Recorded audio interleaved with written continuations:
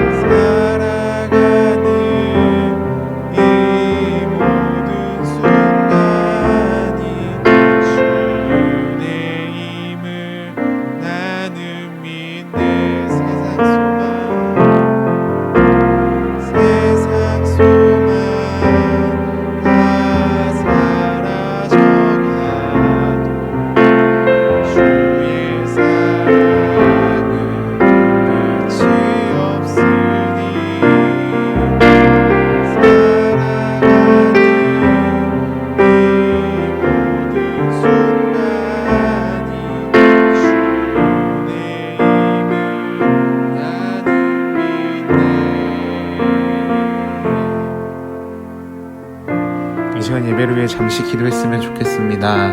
하나님, 우리 예배를 기뻐 받아주시고 이 시간 하나님을 바라보며 나아갈 때에 우리와 함께 하시며 우리를 향한 하나님의 마음을 깨닫는 귀한 시간이 될 수 있도록 성령 하나님께서 함께 해달라고 우리 다 같이 예배를 위해 기도했으면 좋겠습니다. 다 같이 기도하시겠습니다.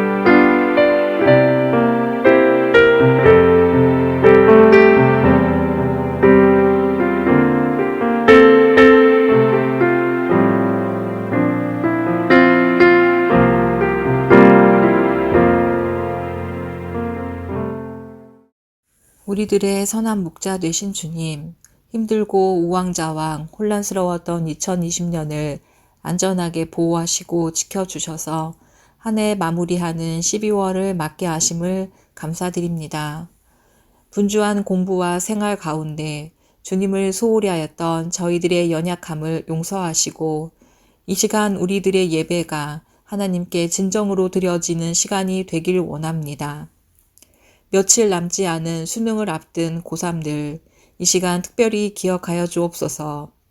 주님이 주시는 평안함 가운데 거하게 하시고 불안함과 초조함을 잊게 만드시며 코로나와 각종 질병으로부터 보호하시고 최상의 상태로 시험을 치르며 좋은 열매를 거두게 하옵소서. 기말고사와 학년 마무리를 준비하는 친구들에게도 지혜와 건강 주시고 하나님을 알아가는 것과 세상의 지식 쌓는 일이 잘 조화되게 하옵소서. 이 시간 듣는 하나님의 말씀을 잘 깨닫게 하시고 말씀을 전하시는 전도사님께도 성령으로 함께 하옵소서. 예배의 시종을 주님께 맡깁니다. 예수님 이름으로 기도드렸습니다. 아멘. 오늘 함께 볼 하나님의 말씀은 열왕기상 19장 18절 말씀입니다. 열왕기상 19장 18절 말씀. 우리 한 절이니까는 우리 다 같이 한번 읽을까요? 네, 시작. 그러나 내가 이스라엘 가운데 7,000명을 남기리니 다 바알에게 무릎 꿇지 아니하고 다 바알에게 입맞추지 아니한 자니라. 아멘. 오늘 본문의 주인공 엘리야. 우리는 엘리야에 대해서 많이 들어봤고 또 엘리야 하면은 가장 위대한 선지자로 많이들 기억하고 있을 거예요. 오늘 본문을 나누기 위해서는 아마 18장의 이 내용을 알면 더 좋은데 18장에서는 엘리야는 하나님의 기적을 체험하며 엄청난 승리를 거두었어요. 어떤 일이 있었냐면 하나님의 능력 앞에 이 850명이라는 사람이 죽고 놀라운 승리를 거두었죠. 이에 19장에 넘어와 이세벨이 엘리야를 죽이겠다라는 경고에 엘리야는 두려움과 생명의 위협을 느끼어 도망을 가게 돼요. 갈멜산에서 하나님의 승리를 경험한 이 엘리야는 도망자의 신세로 바뀌어버렸죠. 엘리야는 얼마나 두려웠는지 북이스라엘과 남유다를 지나 이집트 근처 지역까지 도망가게 되었어요. 엘리야는 거기서 광야로 들어가 로뎀나무 아래에 앉아 이제 고백을 하죠. 그 고백이 4절인데 우리 4절을 보면은 자기 자신은 광야로 들어가 하룻길쯤 가서 한 로뎀나무 아래에 앉아서 자기가 죽기를 원하여 이르되 여호와여 능력하오니 지금 내 생명을 거두시옵소서. 나는 내 조상들보다 낫지 못하나이다 하고. 아멘. 엘리야는 하나님의 기적을 경험하고도 왜 이러한 상황이 있는지, 왜 도망자의 신세가 되었는지 그 두려운 모습으로 로뎀나무 아래에서 뭐라고 말해요? 자기의 목숨을 거두어 달라고 말을 하고 있어요. 사실 엘리야가 로뎀나무 아래에서 고백했던 것은 정말로 죽기를 원해서가 아니었을 거예요. 엘리야가 자신의 지금 엄청난 스트레스와 이 압박을 하나님께서 좀 알아달라는 그 기도를 드린 것 같아요. 엘리야는 자신이 남아있는 하나님의 유일한 선지자라고 생각을 했어요. 이러한 생각이 그를 압박과 스트레스에 시달리게 만들었고 갈멜산에서 하나님의 그 도우심과 역사하심을 엘리야가 체험했음에도 불구하고 자신의 목숨을 위협받는 순간 두려운 감정으로 인해 엘리야는 도망가게 되었죠. 그러나 하나님은 이러한 엘리야를 내버려 두신 것이 아니라 하나님께서 함께 하신다는 것을 보여줌으로써 엘리야가 이 상황을 딛고 일어날 수 있도록 새 힘을 주시죠. 죽음을 달라고 기도했던 엘리야에게 하나님께서는 먹을 것을 공급해 주시고 위로와 회복을 주셨어요.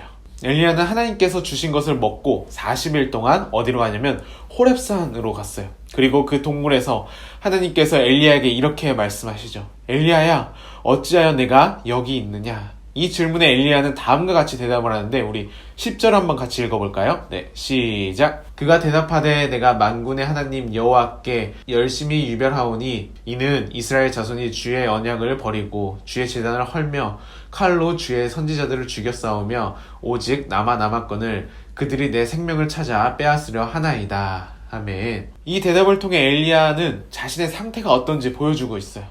저는 하나님을 열망적으로 섬겼습니다. 그러나 물론 이스라엘 자손이 하나님을 버린 것은 사실이에요. 그리고 이스라엘 자손이 하나님의 언약을 저버렸어요. 그러나 중요한 것은 하나님께서는 엘리야에게 놀라운 기적을 베푸시고 자신을 통해 놀라운 기적을 일으키셨다라는 것을 완전히 잃어버렸다라는 거예요.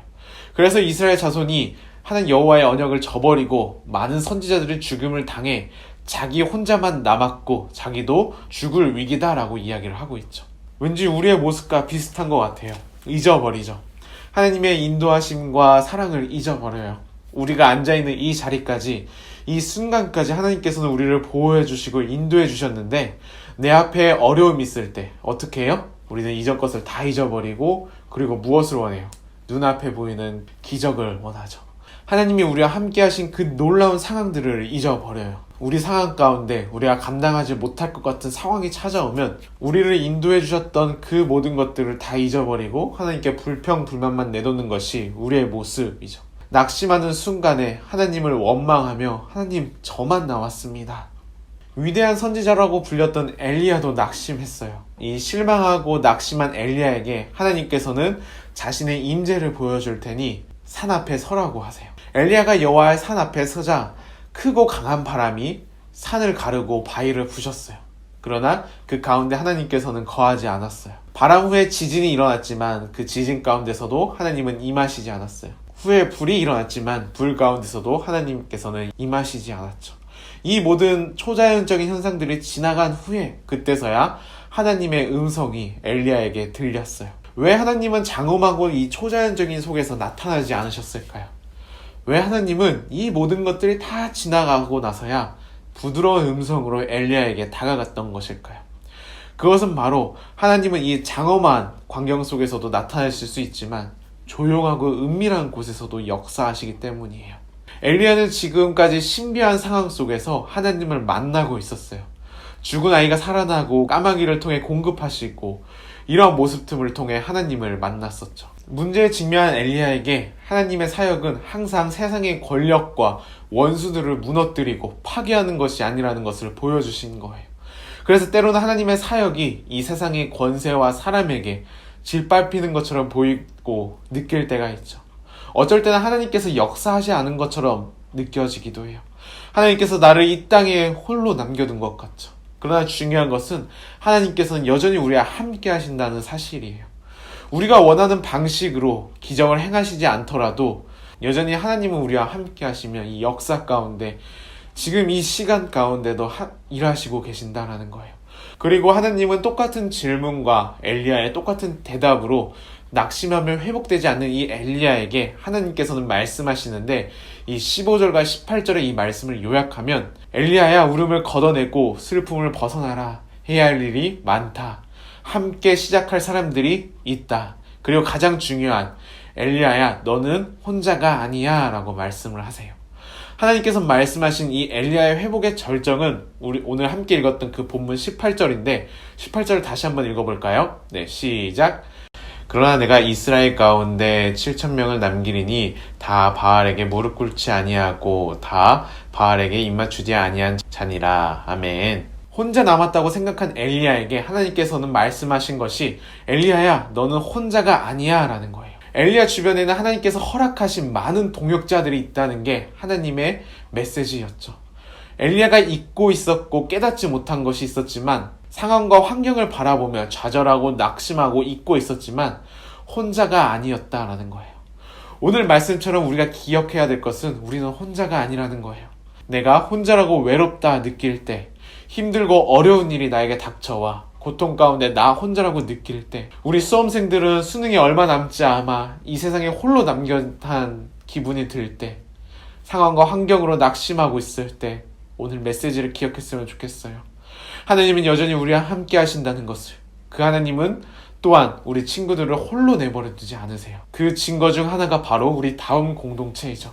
우리 청소년 주일학교를 허락해 주시고 우리가 함께 모여 예배드리고 있진 않지만 각자의 자리에서 함께하고 있는 우리 친구들과 선생님, 우리 다음 공동체를 허락하셨어요. 그리고 세상 사람들은 얼마 남지 않는 이 수능에 지금 이 시간에도 열심히 공부하고 있지만 수능 얼마 남지 않는 이 시간에 함께 예배드리고 있는 우리 고3 친구들, 낙심하는 순간과 좌절하는 순간이 찾아올지라도 우리 친구들은 절대 혼자가 아니라는 거예요.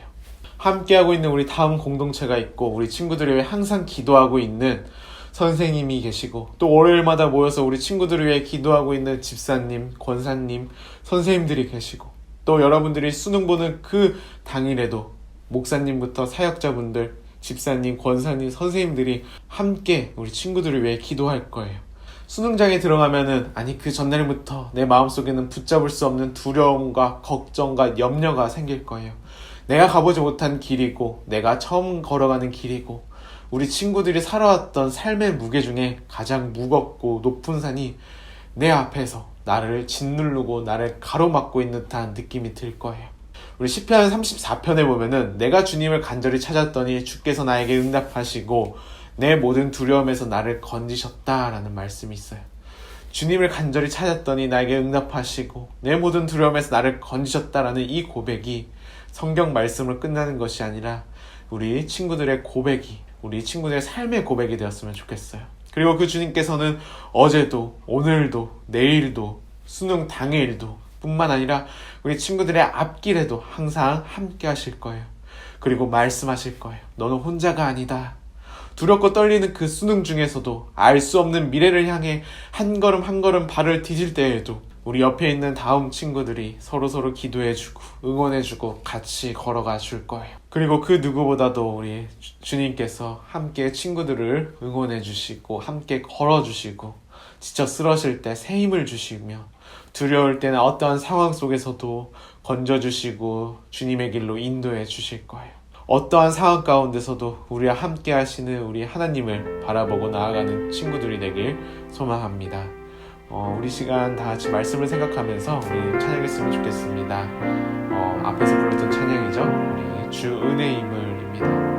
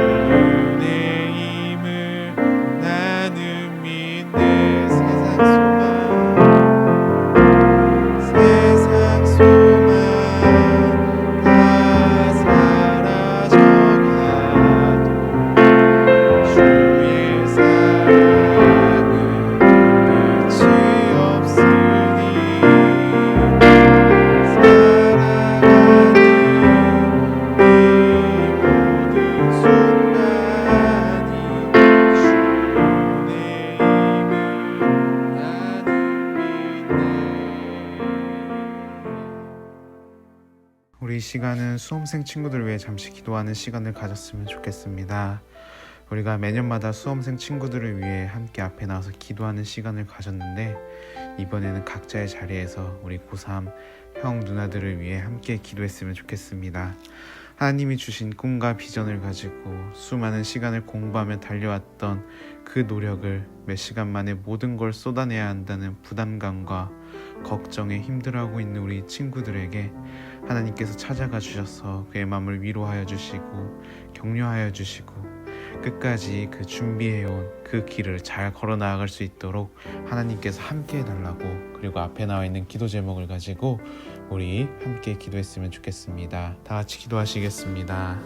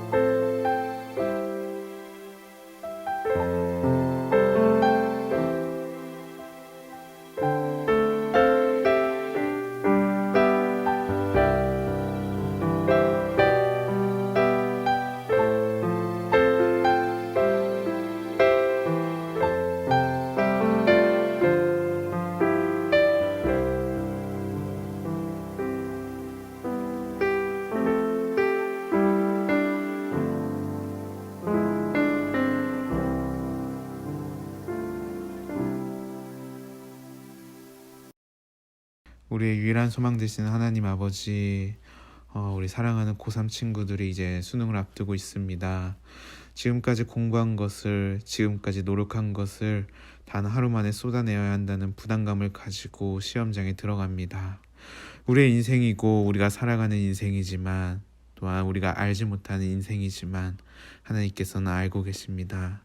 우리 친구들의 눈물을 알고 계십니다. 귀하게 사용하여 주시옵소서. 시험을 치르는 친구들에게 평안을 주시고 주님을 의지하여 시험에 임하게 하시며 매 시간마다 지혜를 허락하여 주시옵소서. 당황하거나 낙심하지 않게 하시고 여기까지 도와주신 하나님을 바라볼 수 있게 도와주시고 지금까지 그래왔던 것처럼 살아계신 하나님만을 온전히 의지하며 한 문제 한 과목 우리 친구들의 실력을 잘 펼칠 수 있게 하나님께서 함께하여 주시고 그동안 노력한 결과가 아름다운 열매로 나타날 수 있도록 도와주시옵소서.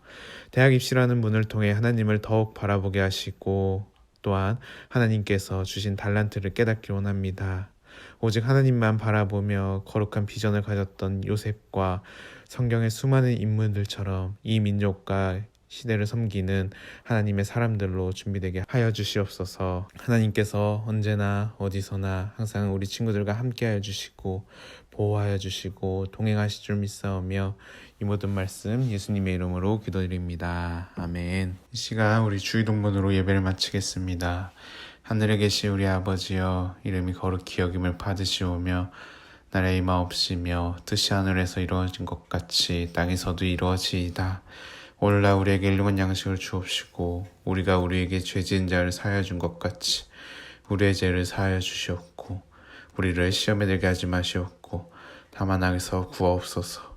대개 나라와 권세와 영광이 아버지께 영원히 있사옵나이다. 아멘.